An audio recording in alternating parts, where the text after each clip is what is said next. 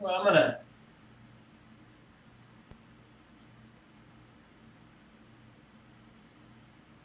and tell me if this. All right, we are live now. Cool.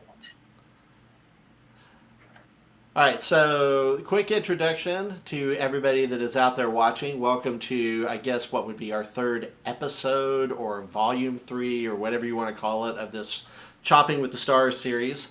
Um, we started this when our Sounds of Summer camp had to be canceled this year due to COVID-19.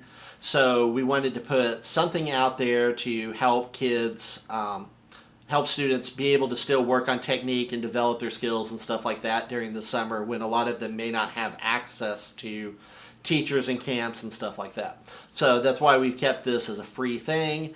I will be putting up, if anybody wants to make donations, I'll be putting that link up in the chat of how to do that. But we're very excited to have our third guest on today, who is Mr. Brett Kuhn. I've known him for quite a while. You all know him for his work with predominantly with the Cavaliers, but also with the Phantom Regiment and for a while with the Bluecoats, and his work at Northern Illinois University and with WGI. And he's just pretty much the guru or the Yoda of all of the drumming things in the world. So he is going to take us through his presentation. I'm also going to be making a PDF file available of some of the exercises that he uses today and stuff too. So on to Brett Kuhn. Thank you, Doc. I appreciate it. It's great to be here. I always enjoy coming down to UNA and being on campus, but this is the next best thing. Obviously, we have some Zoom guests, so I get to look at some awesome, bright, smiley faces on my end of the screen. I hope everybody's hanging in there. I know this is like an insane time in all of our lives. And I don't know about you guys, but the Zoom thing and just connecting this way on the online has been a lifesaver. Even when you just get together with friends, it may not be about music. It may just be get a handful of friends together and just talk about how everybody's doing, talk about life, keep looking out for each other. So I think those things are real important before we get started on the drumming part of it. I apologize. We were trying. I created like a handful of play along tracks for today. We couldn't quite get the audio to work between the two computers and get it synced up the way we wanted. So we're just going to go without audio. My goal was, because Taha and John did such a great job and they both had metronomes going, in case you saw those already, I wanted to do something more with groove and music because that's typically how I practice. So what I would recommend is with Google, it's insane what you can do now. If, of course, you all have your favorite tunes, but if you just go on Google and type in 112 BPM, and for the younger players out there, BPM, beats per minute, and a whole slew of music's going to come up at 112 beats per minute. And then you find a tune with nice lyrics and basically you just listen to the groove before you even do anything on your end. Just listen to what's going on in the band, listen to what's going on with the groove, figure out what the phrase links are. For example, the audio file I created for today was a series of 16 4-bar phrases. So as musicians, the very first phrase length we want to learn is 4 bars. It's the most common musical denominator. So a lot of things I do with young students technique-wise ends up being in 4-bar phrases, eventually 8s, 12, 16s, etc. And I come from a drum set background, actually. I didn't even know about drum corps till I was 19, 20. And a buddy of mine that was a TA at the time, I was going to school in Missouri, and handed me some albums and said, you should check this out. And then I saw a video and I was like, oh my gosh, what is this? This is crazy. And so after that, I got to march my final year, only year, with Cavaliers, and then I came back to teach them 84 to 2005. But the main point of this story is to allow yourselves to grow out of just being a rudimental drummer and into a great musician with rudimental chops. And that's very important for me. I think that you have to understand rudiments and stickings are a drummer's scales. And if we're going to improvise over chord changes or we're going to write or compose music someday, we have to be able to do the same thing from a drumistic standpoint. In fact, before we're done today, I'll just take a couple rudiments and lay them on the drum set so you can hear how one simple rudiment can really sound awesome. And it's very simple to do and it's not hard, but the sticking makes it groove, or the way you play the hi-hat, etc. Okay, so let's start out first with, of all things, the djembe. So for me, drumming is a lot about weight and the weight I get moving into the drum. So most instruments are tactile. What is that? We touch it. So if I'm playing trumpet, I'm physically touching the instrument all the time. I know right where the valves are. I don't have to look down at it, etc. For us, the touch comes through an implement, except for hand drums. Even though we're not contacting it the whole time, at least we get to touch it. So if I sit down, and I hope you guys can see this. Can you see that okay, Trace?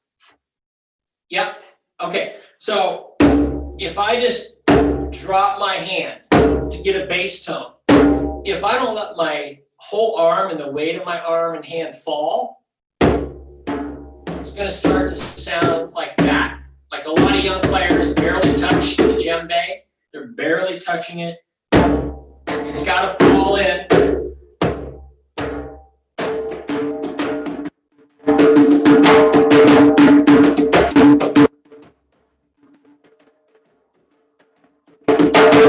So if you're watching my arms and my hands fall, and then I go over here and grab some sticks, you'll still see my arms and hands falling into the drum. In other words, I feel like they're very heavy. I don't feel like, in a good way, heavy. Don't misconstrue. Not like I have to work really hard, but the weight of my hand and not over pinching in the hand is extremely important. For example, if I pinch too much, listen to the sticks, and you'll hear like virtually no tone. And as I loosen that up, you start to hear the sticks come alive. So when you watch a great drum line or a great drum set player or orchestral player, when all those things are happening, there's vibration, and you're essentially moving air through the snare drum so that it makes the bottom head react. You know, think about those comments: moving air, vibration, all the things you tell a string player, all the things you tell a wind player. If you're not thinking about those early, you're not going to achieve that quality of sound that, say, Mr. Weber was talking about last week. That's going to come from weight, and especially with how restrictive those top heads are nowadays. You want to make sure, like for me, with my high school line, I use that Phalam Max that Remo makes, and I don't tighten it very tight, and I still use Mylar bottoms. And even though the kids aren't super mature players, it's a great sound with that combination for our particular level of performer. Okay? Does anybody have any questions so far? And I'm going to make sure my volume's back up so I can hear Trace. Any questions? Nope, we're good so far. All right, sweet. So now we've talked about weight. We're going to put the sticks in our hands, and let's all just do some eights together. I was hoping to do this with a groove, but we'll just do it together. Play along with me as best you can. There's going to be a little bit of latency, which means it's going to sound like it might skip or pull back or slow down sometimes, but just hang in there, and I'm going to try to watch some of the hands on the Zoom call. Okay, here we go. 1, 2, and we'll do 8/8/16. Bar right, measure to left, 2 measures right, measure left, measure right, 2 measures left. So think about a measure for every stick in a paradiddle. Right, left, right, right, left, right, left, left. Here we go. 1, 2, 3, 4. Right, left. 2 bar right. Just feeling that flow. Left. Now notice how my arm's moving a little bit with the stick. I'm not real loud, but maybe at a forte level, so it involves a little more arm motion. Make sure your beads are right in the center of the pad. Well, from what I can see on the Zoom call, it looks good. Nice rebound. Make sure your shoulders are relaxed as well. Okay. One more rep through, just getting loosened up here a little bit. Very nice, guys.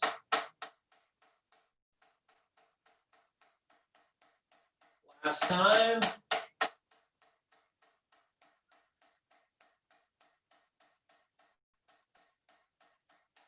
Excellent. All right, very nice. Now, make sure that when you're practicing, since I can't hear you right now, we want to make sure transitions are seamless. Transition is when we go from one hand to the next hand. Make sure that the very first, because a lot of times when I hear younger drum lines play, the pulse control is not great, right? So a lot of times you hear the director or the teacher always saying, hey, don't rush, don't rush. For me, I don't even like to say that, honestly. I always talk about stroke style, because 9 times out of 10, it's not whether they have groove or pulse, it's the stroke style, especially going to the left or weaker hand, is not the same. It's like if you can't bounce that basketball with both hands equally, you're not going to play in the NBA, right? I mean, you have to have that ambidexterity. So you need to make sure you're listening closely at home. If you feel things want to push and you keep pulling back, figure out where that happens. So if it's on the transition, like right here, if I purposely, yeah, that first note didn't quite get to the height and dynamic with the right hand, that time and distance the stick travels inherently is going to create a pulse problem. So again, it might be physical over pulse orientation. Now, you have to think a lot when you practice. So like when I'm playing, let's say I'm playing 8/8/16 again. While I'm doing that, I'm literally thinking about breathing. I'm thinking about how does my hand feel? How do the fingers feel? Are my shoulders relaxed? You think about us in marching percussion, we put a marching drum on. The first thing we want to do is our shoulders want to go up to support that weight. Well, in vocal singing, it's called a scared breath. And that chokes off the ability to take in oxygen. And as soon as you do that, you reduce the oxygen to the muscles you're trying to use, because in a lot of ways, we're musical athletes. Okay? Everybody with me so far? Cool. Same exercise, except this time we're going to go opposite dynamic. We're going to go to piano.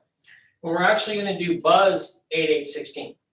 Okay, so now what I want you to think about is each buzz being as consistently the same length as possible. Not, if you can hear that, too choked off. Not, I don't want to hear big bounces at the beginning. You're trying to get right to, if I had a whiteboard here, I would write, when I teach, I write B-U, Z-Z-Z-Z-Z-Z-Z is how I spell buzz. You want to get to the Z right away, but you want it to last as long as possible. Okay? Now, watch my arm. I'm playing piano, right?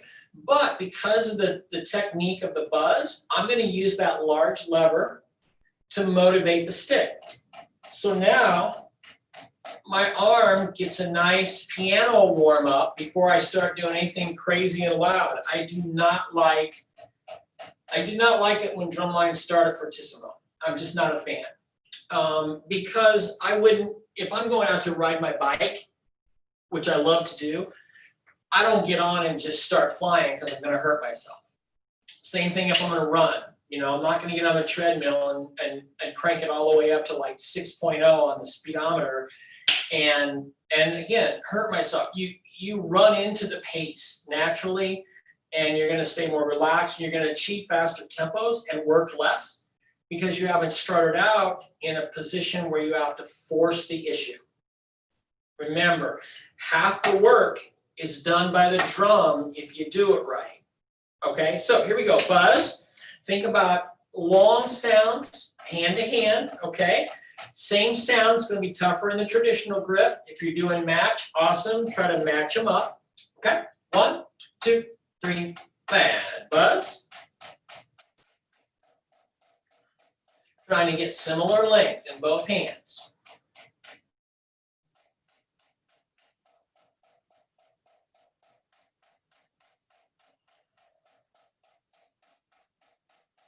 Nice.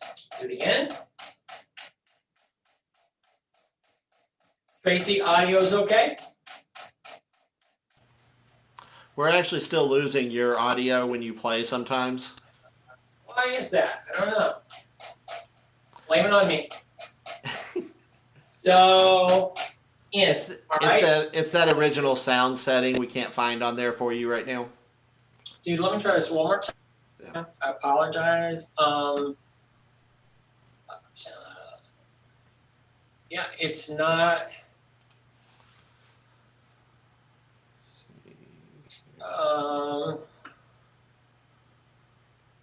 I've never had this happen on all the Zooms I've done. So of course. And what do you want? Which one do you want me to be on again? Whatever you're on just needs to preserve the original sound. Yeah, and it just says same as system on everything here. I can try built-in microphone, see if that makes it better. Tell me if this is any better.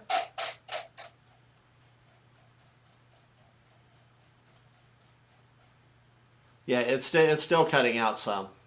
Okay, I can get closer. Does that help at all?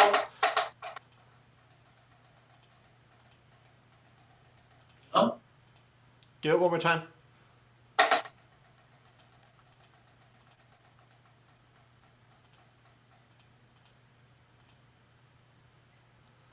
Yeah, it's still doing it, and all the settings are correct. Yep. Try it one more time.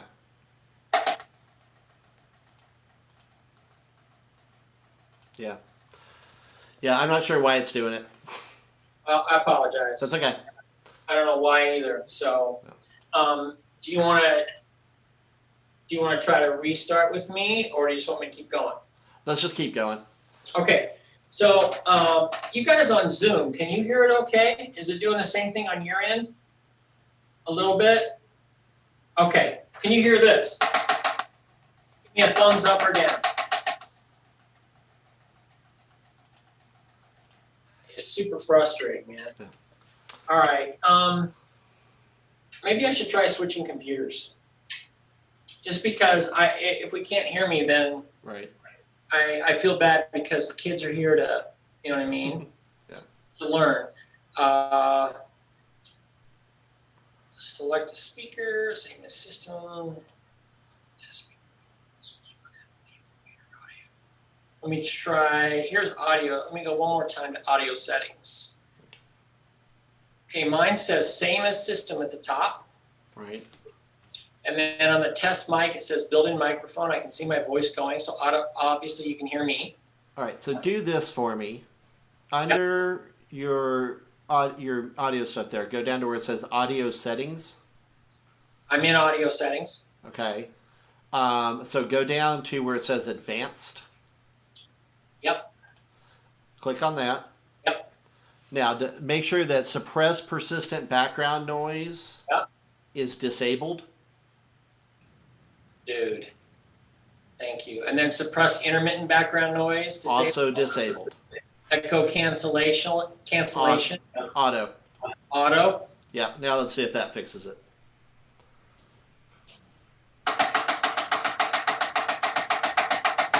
Woo! We're good. Yay! Congrats. That's one in a row. Yep. All right, so let's go back. You guys were able to hear verbally everything I was saying, yes or no? Yeah. Okay. Yeah. So you guys understand the concept on the buzz now, and here's how I want you young players and even advanced players to think of the buzz. It's like a paintbrush, and you want it to be as wide as possible, okay? And then there's this thing for younger players that I'm seeing on Zoom, I call tuning for technique. Have you guys ever heard that expression before? It's not really talked about a lot, but I'm going to show you what I mean. So, Tracy, tell me if you can hear this okay?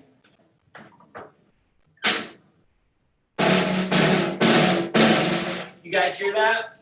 Okay, so check this out. I want you to hear how long that snare sound's starting to get. Can you guys hear that or no? It's very fun. I mean, it's really big right there. Shh. Hear how long that sound is. So with a young player, a beginning player, I'm literally going to tune the snares like that. It's because they tend to want to play super fast, and as soon as they start to hear that one stick can last that long, there's less of a tendency for them to try to take off and make it a velocity-based roll. It's a brush or a paintbrush type roll in my head, the way I think of it. Or like thinking of sandpaper. You can be very fine or it can be very grainy for the buzz. So let me just play this for a minute.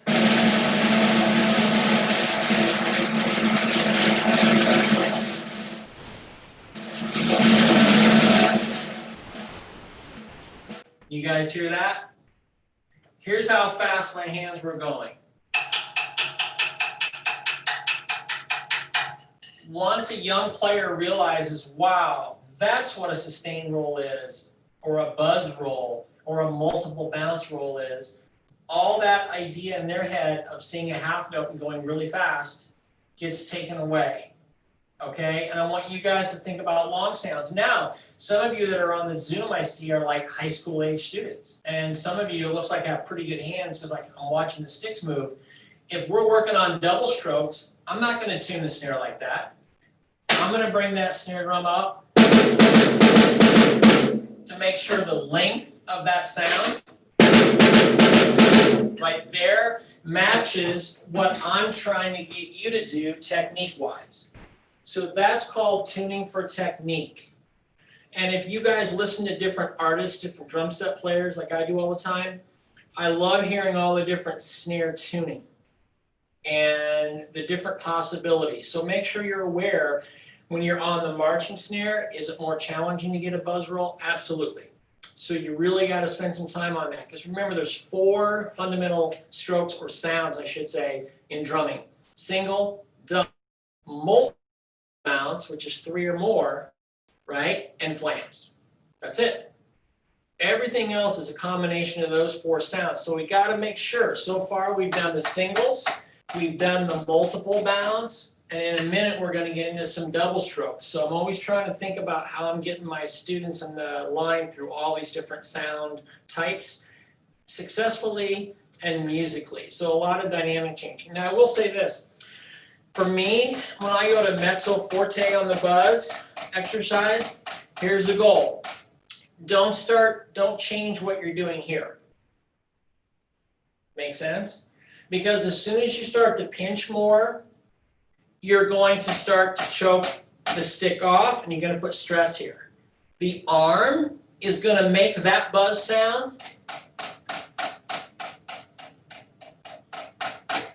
Mezzo forte. Don't start changing. A lot of times, even with really good lines, I watch and I'll see individuals starting to put more stress in here and tension, excuse me. That's not going to help your cause. Imagine the ping pong balls on the table, bouncing. You push the paddle down, the ball goes, that's a buzz roll. If you push the paddle down too hard, what happens to the ball? It stops. So we don't want to do that. We want to use the large lever to get warmed up and then make sure as we get to our louder buzzes, we're not making drastic changes in our fulcrum pressure. Cool? Everybody with me so far? All right, for those of you who can see, hopefully everybody online can see these examples. I'd like to do a little bit of even flow for a minute. Okay. Now the even flow exercise is where we're going to start to do some hand-to-hand work. Now in that exercise, it's essentially the same exercise as 8/8-16, right? It's exactly the same count structure, but in the middle of the 16s, we're going to add a left hand to create 16th notes. Now remember I said add a left. Do not change your right hand. Do not re-attack. So don't do this. And start over again on the 16th notes. Make sure this is constant. And that's an addition to the constant. Same thing when you invert it. Left hand lead. Same idea. And you're trying to listen for balance hand to hand. Okay, let's try that. Even flow. 1, 2. 1, 2, 3, 4. Rights. Lefts. 2 counts. 16ths. 2 counts. Now we're back on left hand. Right hand. Left for 2, 16ths. half left. Now we finish that out. Remember how the pattern goes now. In the middle of this, you're going to create your 16ths, back to the 8ths.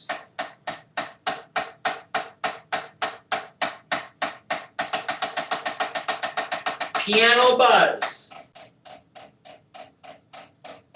Same exercise.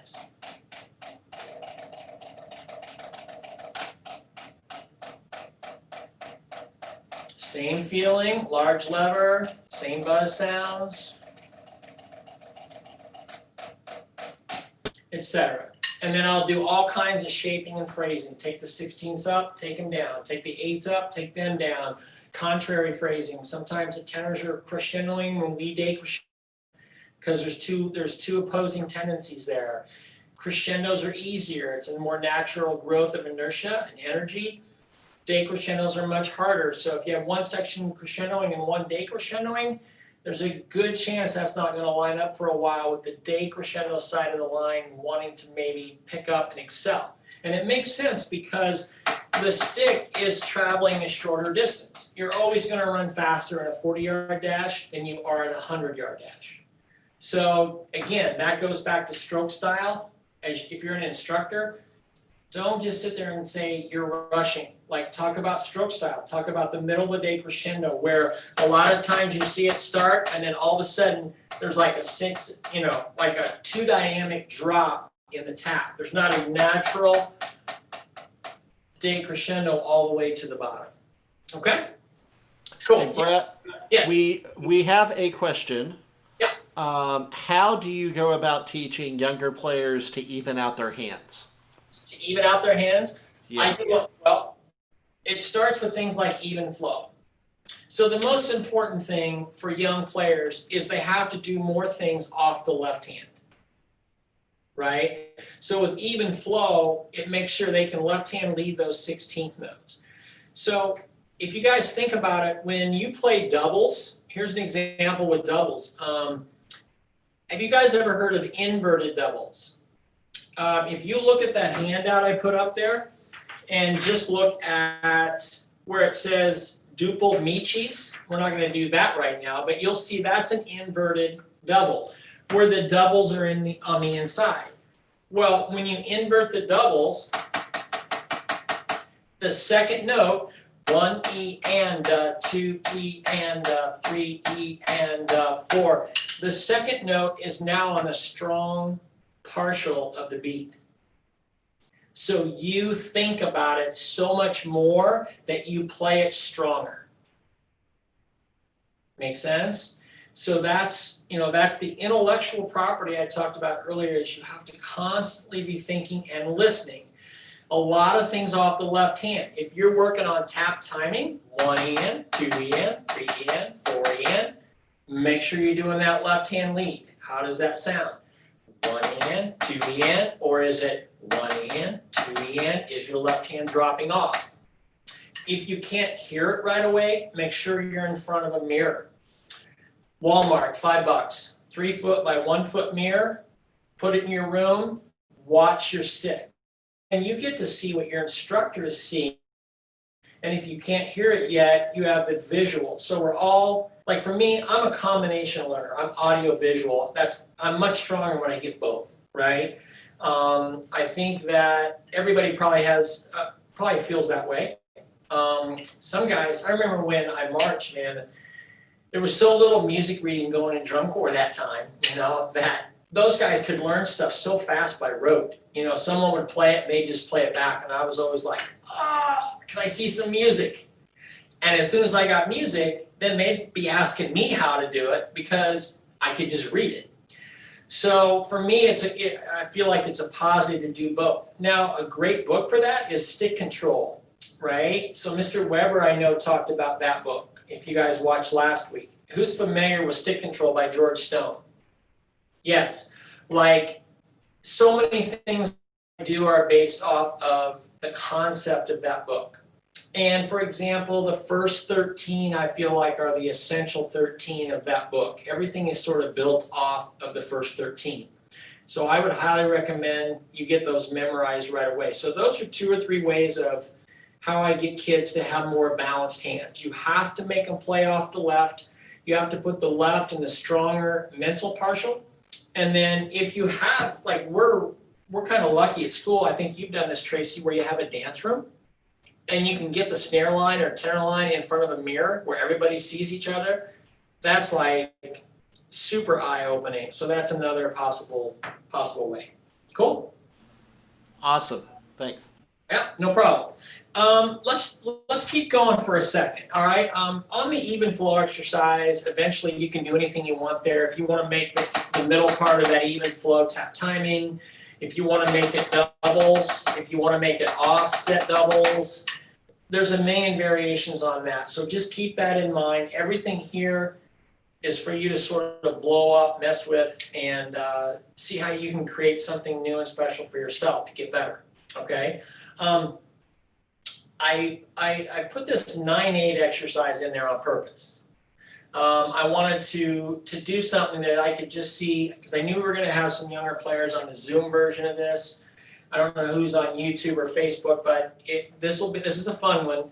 I like odd times a lot because I like how they feel and I like how they make me think.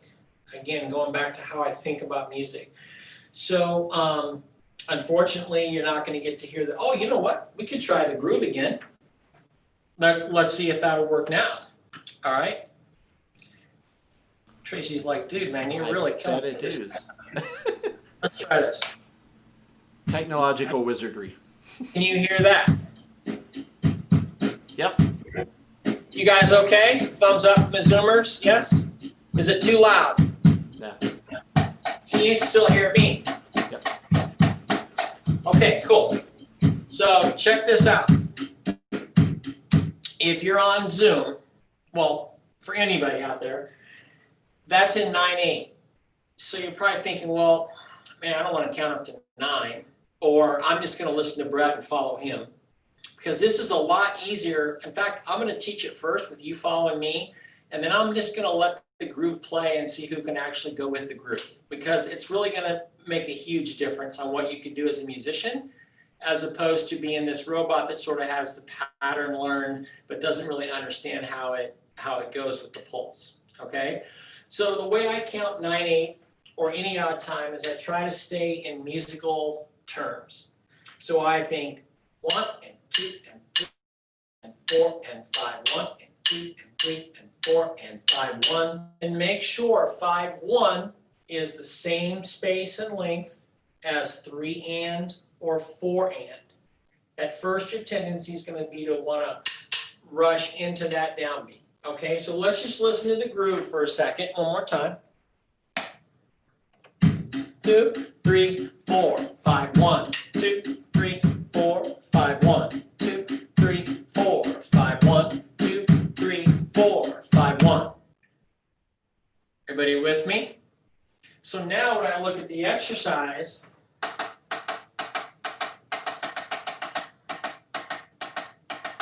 one E, 2 and up, and 4 and 5, 1 E, 2 and up, and 4 and 5, 1 E, 2 and up, and so mentally, I'm not just guessing at, oh, here's the pattern. I'm really feeling it as it relates to the pulse. Let's try it slowly together, because I know it's a little tricky, okay? 1, 2, and I'll just give you a 4/4 count off so we don't totally blow everybody up. 1, 2, ready, and.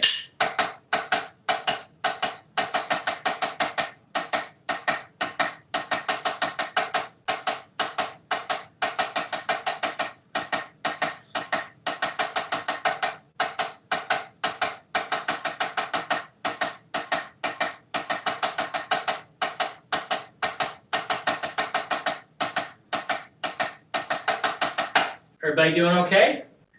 All right, let's try it again. Now, we're going to have to wait 4 measures. I did that on purpose. Remember those 4-bar phrases I was talking about? I'm going to let that groove play for 4 bars before we come in together, okay? And I'll count you off. 5, 1, 2, 3, 4. 5, 1, 2, 3, 4. 5, 1, 2, 3, 4, 5.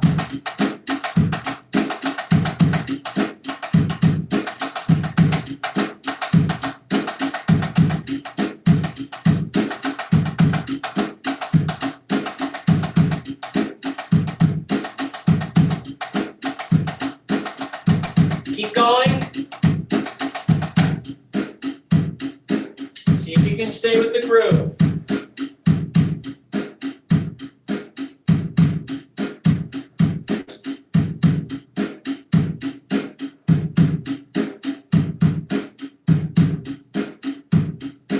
Last time.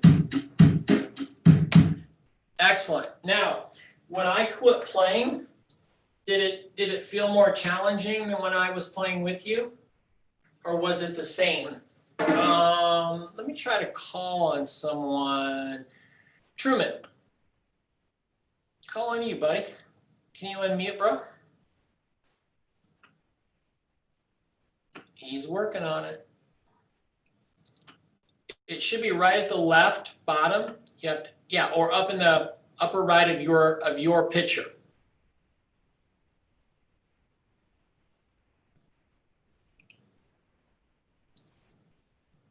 Are you unmuted?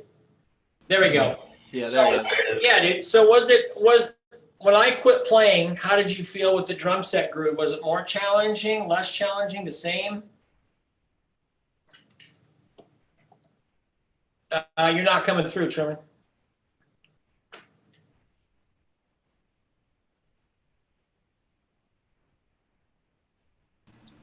Yeah, his audio's not coming through. Yeah, that's okay, buddy. Give me a thumbs up. Was it if it was more challenging without me playing with you, give me a thumbs down. Thumbs up, you were okay? All right. So a lot of times when you guys hear that groove, I'll play that groove for you guys one more time. Go ahead and mute. Yep. So I purposely put that bass line in there. 1, 2, 3, 4, 5, 1, 2, 3, 4, 5, 1, 2, 3, 4, 5, 1. So what you want to do when you're trying to do things that are more advanced first, if it gets confusing, you have to find what I call key markers. Okay? So first of all, the backbeat's like on 1, 2, 3, 4, 5, 1, 2, right? So if we're starting out 1, 8, 2, we should be landing on that backbeat. When we get to the end, 4 end to 5 1, 4 end to 5 1, 5 1. Those should line up in the kick drum.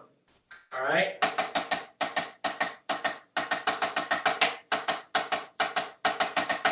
Right there. Boom, boom. You should listen for that. Make sure that's really coming together with the doubles that you guys are creating. Okay? Let's try it one more time, just a little faster. So I was at 104. I tend to go up in increments of 8. It feels pretty natural to me. So just a pinch faster, couple more times. We'll give it 4 bars. 2, 4, 5, 1. Make sure you're feeling it now.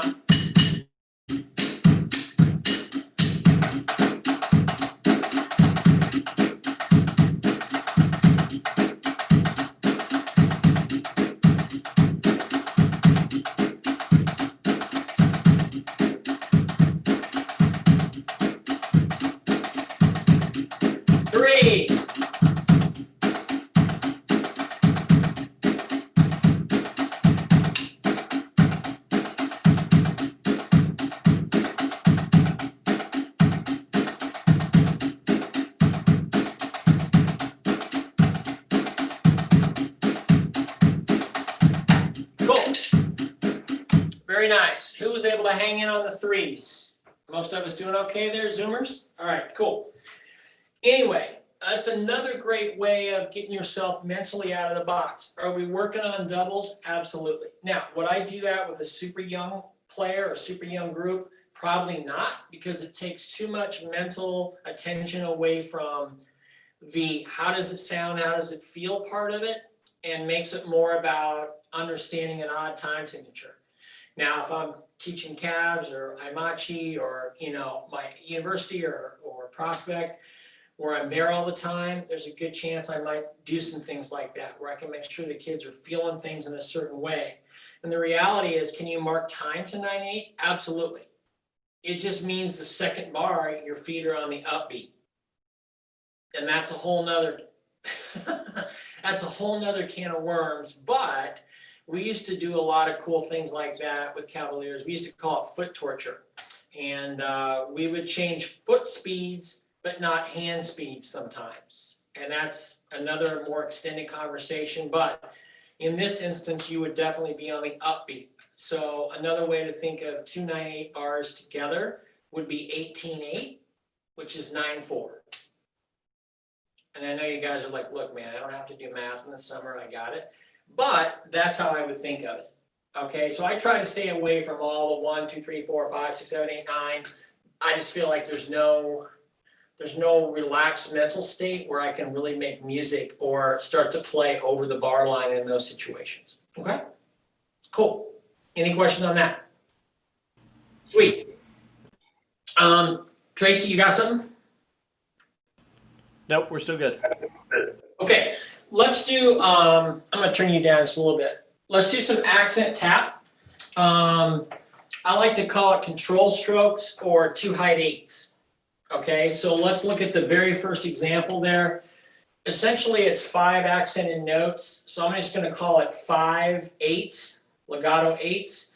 And then we're gonna control the 5th note and start to play our taps. Now, here's the key for the young players. Do not whip the last note, okay? The key here to have a quality, consistent sound is it's more about wrist. So my fingers, especially at this tempo, nothing's really changing much. And you're gonna get the most leverage from the back 2 fingers because they're the furthest from the fulcrum. So when I was a little kid playing on the seesaw or the teeter-totter, I always had bigger friends, so it was like I had to get all the way to the end if I wanted to control my friend and try to lean back and get leverage. That's all I'm doing here. So I'm not putting stress, I'm just going from a forte wrist motion to a piano wrist motion. And then this still feels heavy like the djembe did earlier, okay? So if you hear this, whoosh, right? The old wet towel whip at the pool, don't be that guy, right? Be nice to each other. So what I want you to do is just think flow. Gotta have a little humor, come on. So flow, and Tracy, you're supposed to be helping with that, come on, man. And let it just control and then keep rebounding.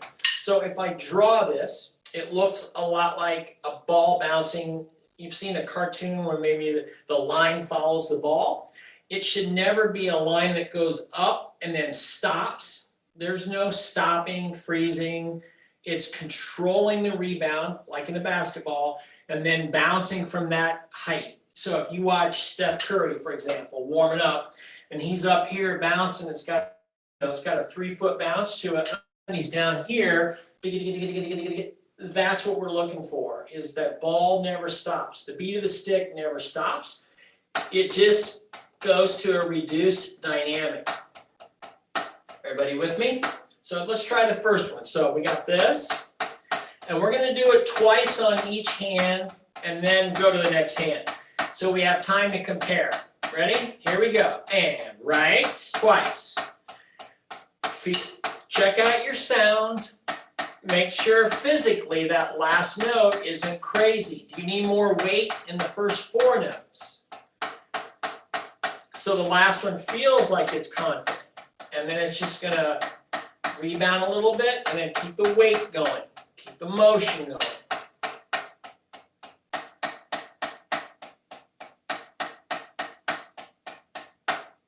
Everybody with me on that? Okay. Now, the reason why I like a lot of times in exercises, I'll build a pattern of 2 times to 4 times for each thing I do. Like for example, we were just doing twice there. So here's my philosophy on that. When you're practicing, if I'm doing it twice or 20 times, like George Stone would recommend, if I do it at least twice in a row of each section of my pattern, now on the second time through, I have 2 options. If it was great the first time, I want to make it great the second time. So I'm building consistency and a high level of performance.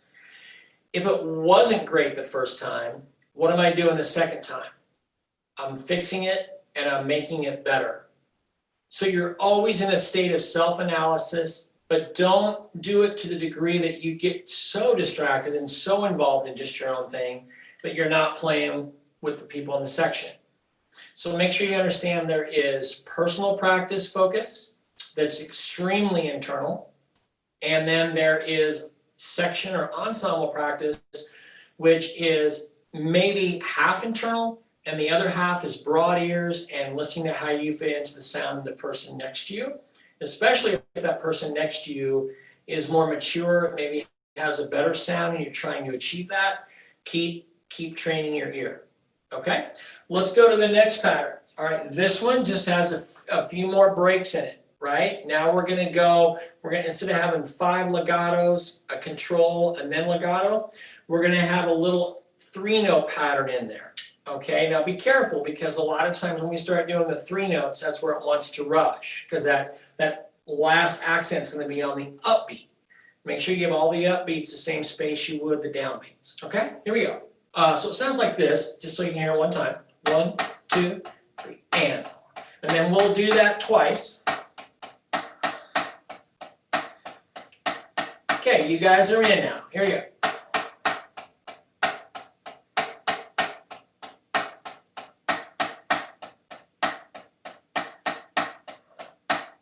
Should feel good. Make sure they sound the same. Let me point that out real quick. Because we're doing one accent now that's sort of autonomous, it's in the middle of taps, make sure you're not over whipping that. So this, I should have mentioned this earlier, this is where you really think about 3.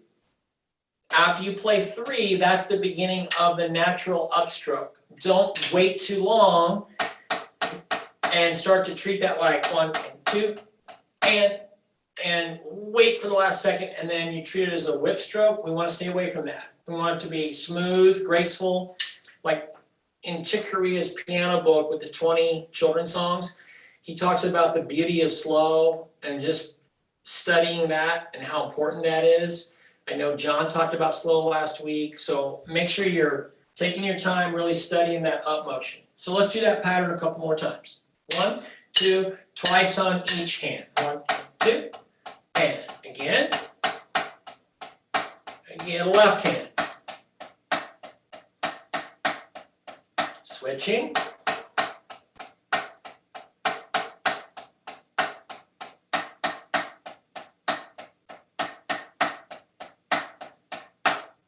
Excellent. All right, nice job, Zoomers. Everybody's feeling that okay? Feeling good? Give me a thumbs up or down, Zoomers. All right, sweet.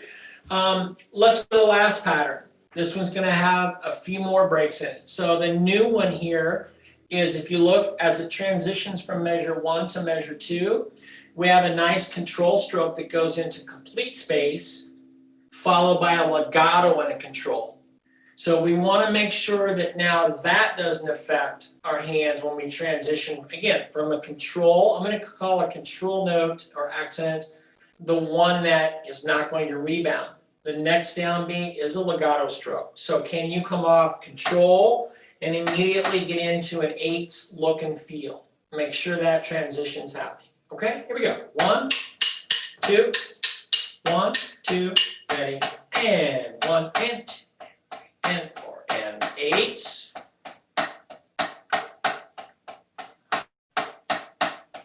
Twice on each hand, my bad.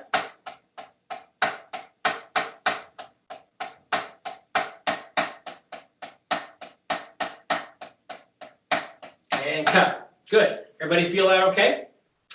Now, with even just 3 basic patterns for you young teachers out there, if that was your whole accent tap exercise, where you did each phrase 2 times, the cool thing is you have an A, B, and a C section. So now if you want to make it a simple funky thing, you go back and you have the snares, maybe the snares play B, C, A, and the tenors play A, B, C as written, and the basses play C, A, B, and you create this really cool kind of funky groove.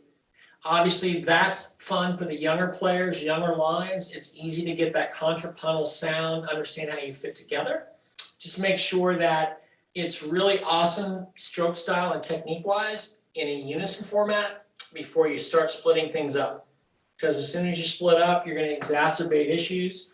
And if you don't have strong section leaders, they're going to be maybe a little overwhelmed. And these are for the yarn lines, just food for thought on that. Okay, cool. Let's talk about some control strokes that go right into some rudiments. So the next exercise I put up there for you guys is building a rudiment from the front. And you can do this with any rudiment you're working on. So conceptually, this is how that would sound. Here's hand-to-hand accent tap. Again, not tense, not whipping. Now we're going to build from the front. That means we're going to add the front of the rudiment on first. In this case, we're building single paradiddles. The name tells you the sticking in all diddle rudiments for all you young players. Para, meaning pair of hands, followed by a diddle. So that's why it's called a single para hands diddle. Paradiddle diddle. Double paradiddle, double pair of hands, etc. So always remember, name tells you sticking. So I've got my check pattern. I do that twice to make sure it sounds good. Then I do the paras. Diddles. Join in with me. Check. Twice. Paras. Balanced hands, diddle. Cool. Now, same rudiment. We're going to build it from the back. So we're going to start at the back of the rudiment after the check pattern. So I've got this for 2 bars. Then I'll do the diddle first.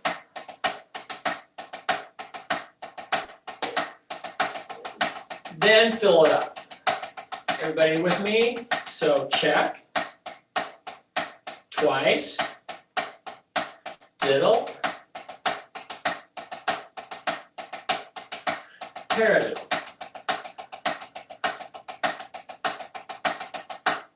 Excellent. Cool.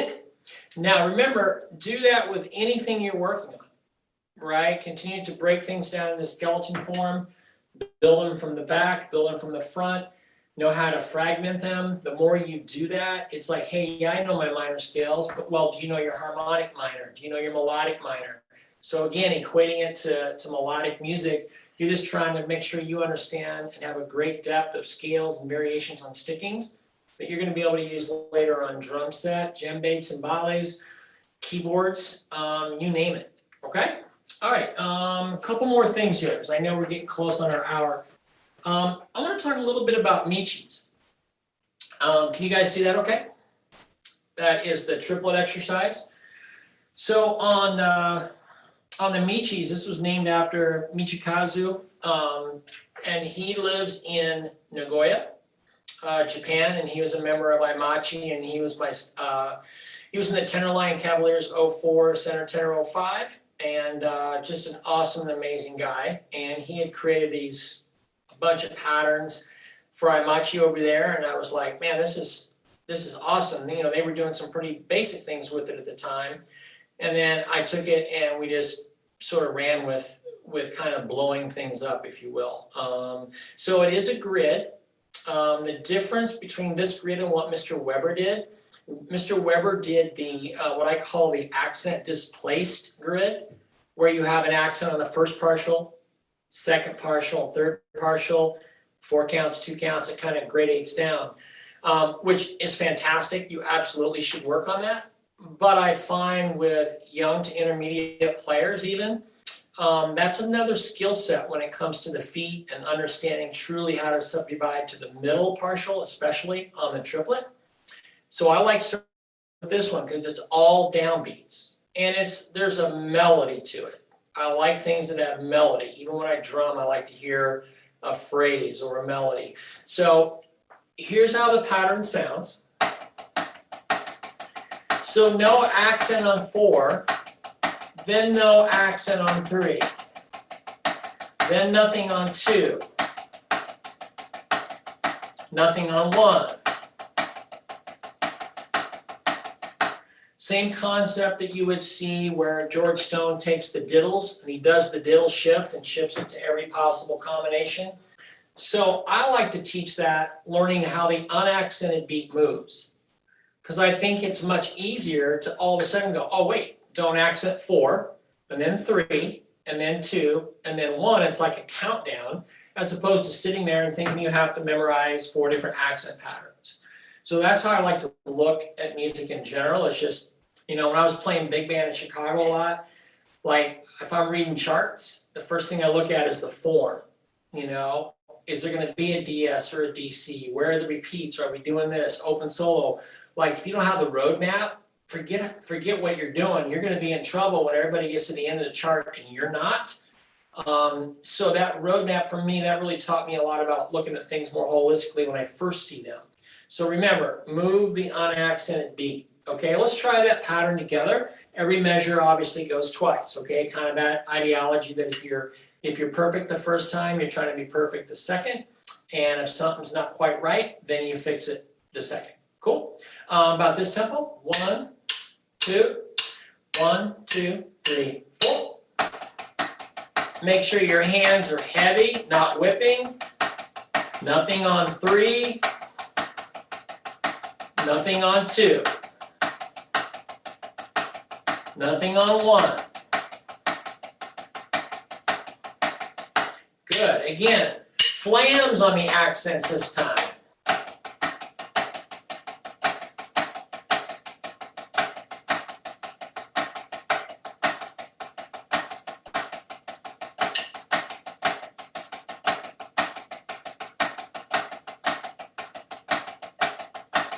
Drags on the accent this time.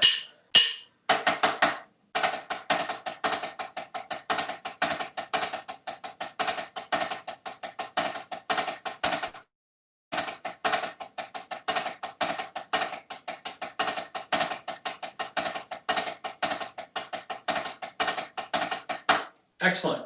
And then it goes on and on. So if you look at the bottom of the page, you'll see like just 10 variations out of literally an infinite number of combos you could do with this.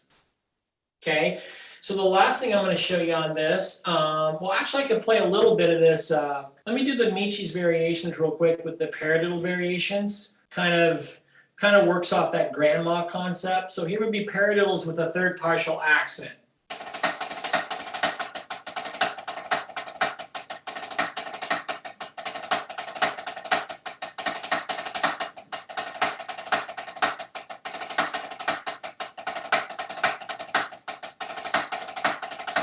Right?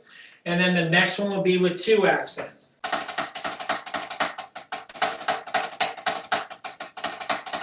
Etc. Then the last one I'll show you is that 2-count cell.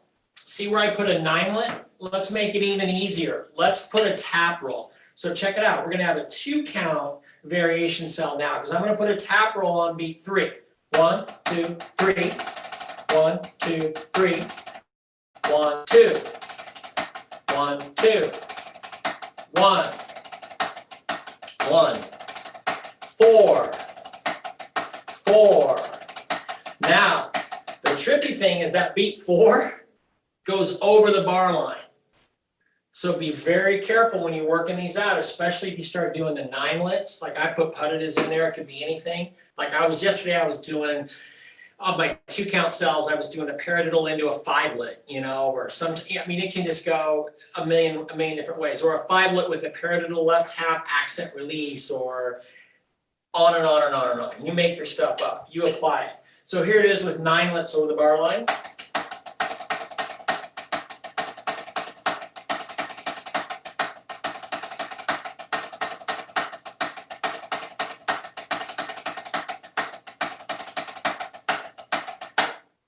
Right? Should feel super smooth. If you're not sure about the double in the 9-lit, don't do it.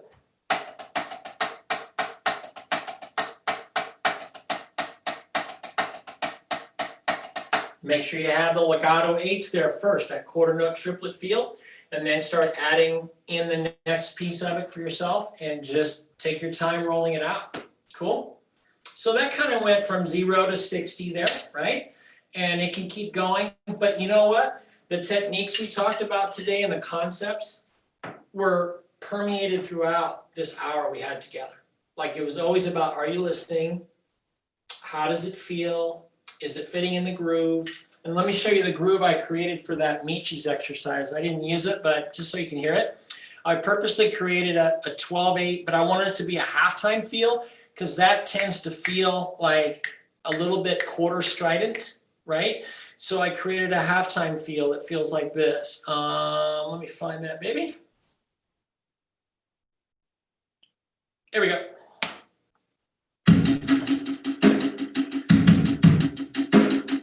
One, two, three, four. 1, 2, 3, 4, 1.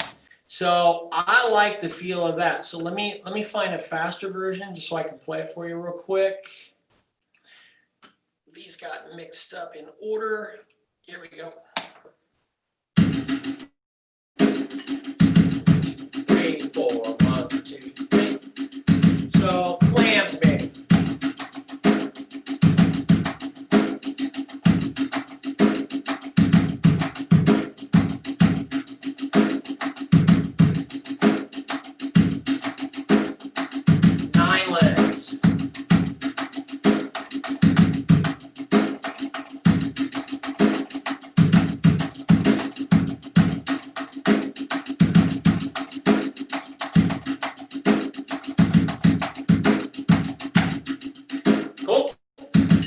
Everybody got that? So again, taking a groove that's not exactly maybe how I'm thinking about this exercise, but getting that feel, and it's, hopefully you saw my body kind of start to do this. I know you guys were all doing that because that drum set thing was going. If I'm not seeing that kind of human, just natural motion in someone when they practice, I feel like we're kind of missing the boat. And I'm not saying you have to be all over the place, but I mean, when I listen to music, man, and you guys all do this, you can't just sit there, right? There's no way. I don't care if you're at the dinner table and mom's like, dude, cool it with the fork, okay? You know, because there's just a part of us that when we hear it, we should naturally go with it. And if we can get that groove and context while we're thinking about our technique, I think that's a win-win for everybody. Sweet? Any wrap-up questions there, Boss Man? Any questions in here in the chat right now? If you've got a question, you can unmute yourself real quick. Any Zoomer questions? Nope. Could you talk about, so these tracks that you're using, I assume that you use those in private lessons and stuff like that. Do you use those with the lines that you're teaching at this point too? No, I actually I made those last night. Okay. Yeah. But the concept. Yeah, I mean, on Sibelius, it's like, you know, if I had John here, like Weber and I one time were at ISU and doing a clinic together at ISU in Iowa, and I said, hey man, we're gonna go play for the kids. You bring your snare drum, I got the drum set. And he was freaking out at first. It was hilarious, dude. And then we got in there and started jamming, and it was like, it was just like comfortable home. So, you know, obviously a lot of those grooves, you know, if I would have had second person here, I would have done it on that instrument. But yeah, I like creating those things. Did I used to do that when I taught a lot of lessons? Yeah, absolutely. That's the beautiful thing about having Sibelius, VDL, Logic. You can go into GarageBand. A lot of Apple users out there, I mean, gosh, man, they have so many loops. You know, me personally, I like playing with great artists. You know, if I'm gonna really get into a triplet thing, there's nothing feels better than playing with some Elvin Jones, you know, jazz-wise. You know, Steely Dan is so in the pocket, man. If I'm doing some duple bass stuff or Sting, or I always look for music that's gonna motivate how I want something to feel, not just the technique of it. I always try to keep those two things in mind. And again, I think it's from being a drum set player first and then a marching person second, you know? Yeah. Do you notice that, like I've noticed that there's less students coming from the drum set background a lot of times now. It seems to be a lot more from the rudimental side of things. Are you seeing that somewhat too? Yeah, I mean, I am, and you know, it's kind of a bummer. Honestly, I think what's going on is, I shouldn't say it a bummer in a way of the marching arts. I think that's fantastic. I think the way kids play now and the performance level we see at like WGI Scholastic, it's off the hook, man. Like, I look back at what I do as a senior, and I look at these kids who are freshmen, sophomore, what they're doing. It's it's awesome, you know. But I think that where I grew up, jazz band was such a big thing. It was just super important, and we competed a lot. And I know you wouldn't think, I grew up in Iowa. You'd think, dude, jazz in Iowa? What are you talking about? But it was like marching band is in Indiana with jazz band. And all I wanted to do was play in the top band at my high school. And so I think in that way, I think it's a bummer. I know that when I taught at Vandercook and teaching at NIU, we really impress upon the kids the importance of being able to play drum set, because you're going to get a lot more drum set gigs than you are marimba gigs. Is that fair? No, it's not. Is it real? Yes, it is. You can play so many places on the drum set, and when you're trying to come out, maybe you're a performance major and you want to make money performing, you got to be able to do all that. You got to be able to be multifaceted. Scott Simon's another great example. He teaches for me here in the area. He was a Vanguard Regiment kid. Marshford Pollitt Regiment actually taught Vanguard a little bit tenors. Incredible tenor player, but incredible on keyboards and vibes and drum set. And he's playing a lot of musicals in town.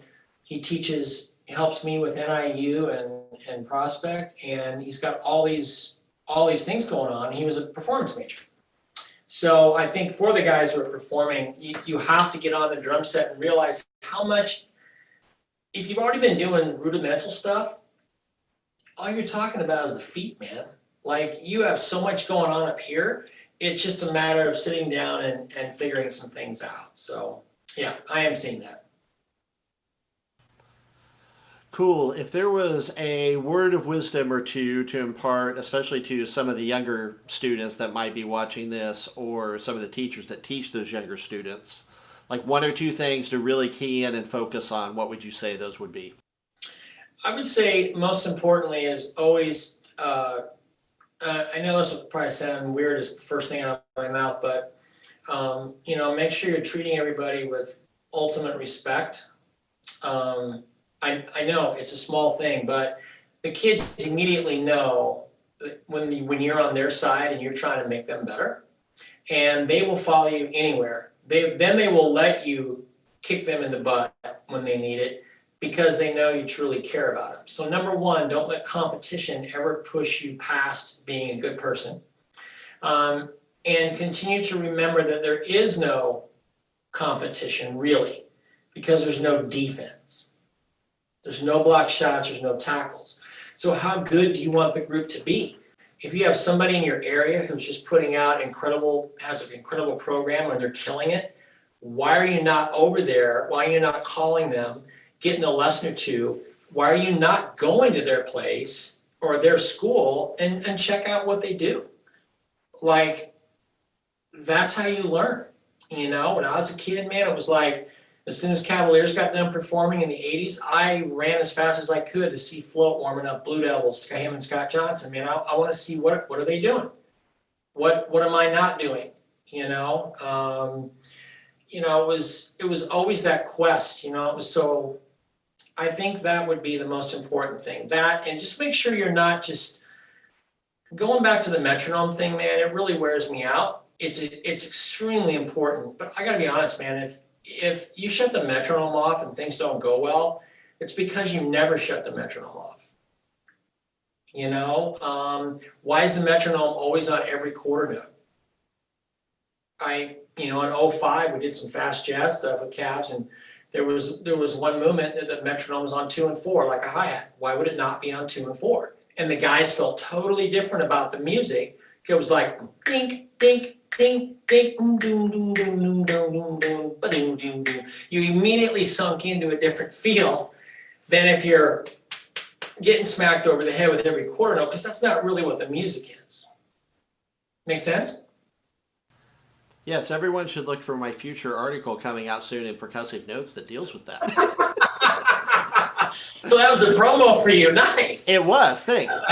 It's actually I kind of wrote it in conjunction with Roger, talking about like the use of the drum set, but also Excellent. how you used the drum set to guide them to the feel and stuff like that. So, yeah. Yeah, and there's another example of I remember Roger when he was in the line, man. Like I think Roger aged out in '95.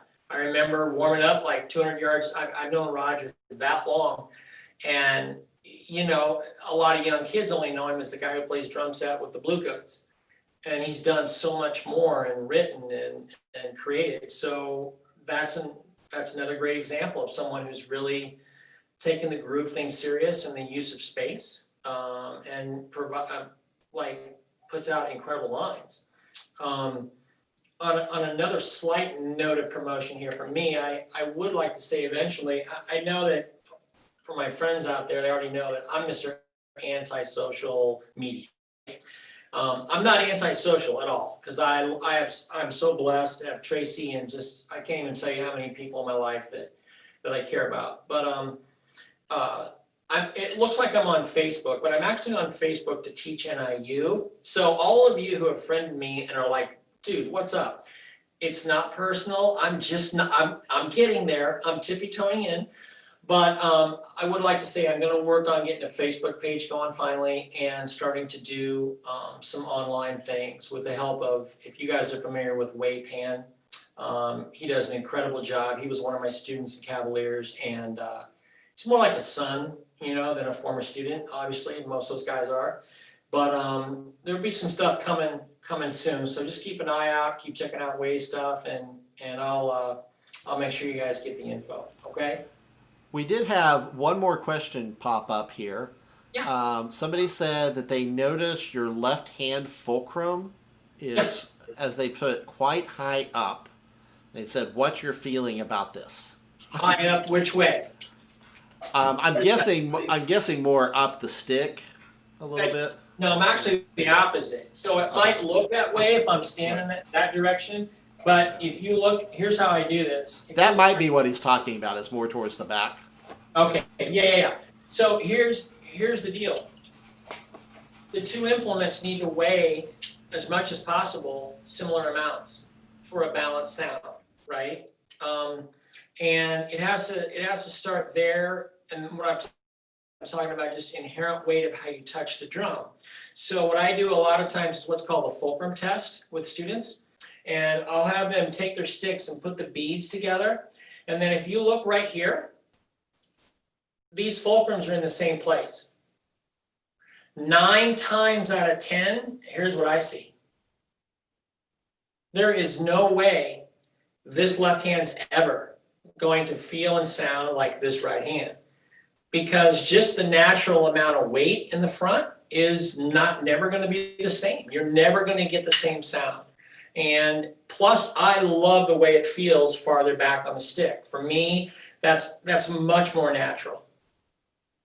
And even if I'm playing some jazz and I'm scatting or doing some comping with the left hand, I'm always back there. I'm never way up front on it. And that's just where it feels good for me. That's just my personal taste.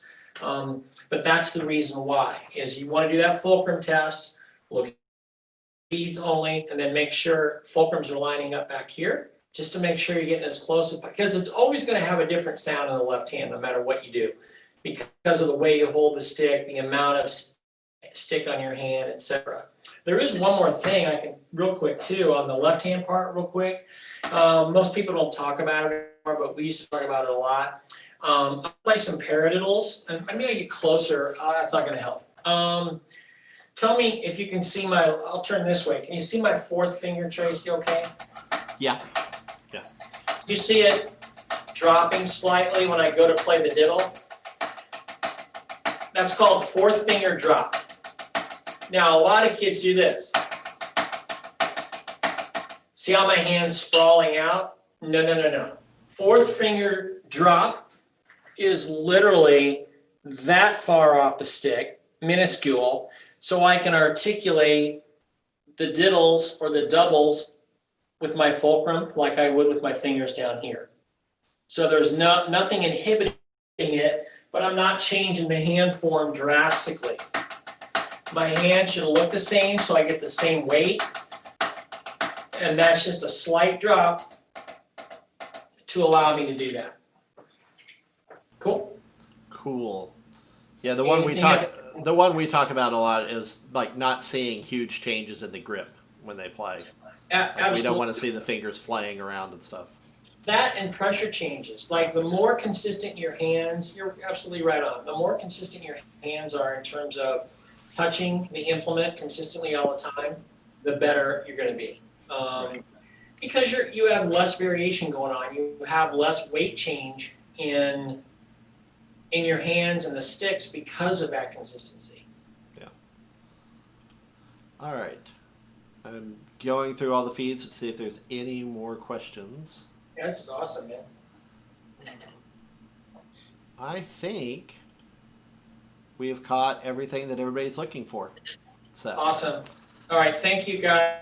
thank you so much for doing this. Everybody out there that I can't see, thank you. Let your friends know it's up. Hopefully there's some good nuggets here for the young to intermediate players and teachers, etc. Or advanced, actually, just concept of music, and your drumming is extremely important if you want to work eventually. Thank you, Brett. And so for everybody that's tuning in, next week, same time, same channel, we're going to have Glenn Crosby on doing it this time. So that'll be a lot of fun too. So thank you. Thank you, everybody that tuned in. This will be up on the YouTube channel. So we appreciate everybody checking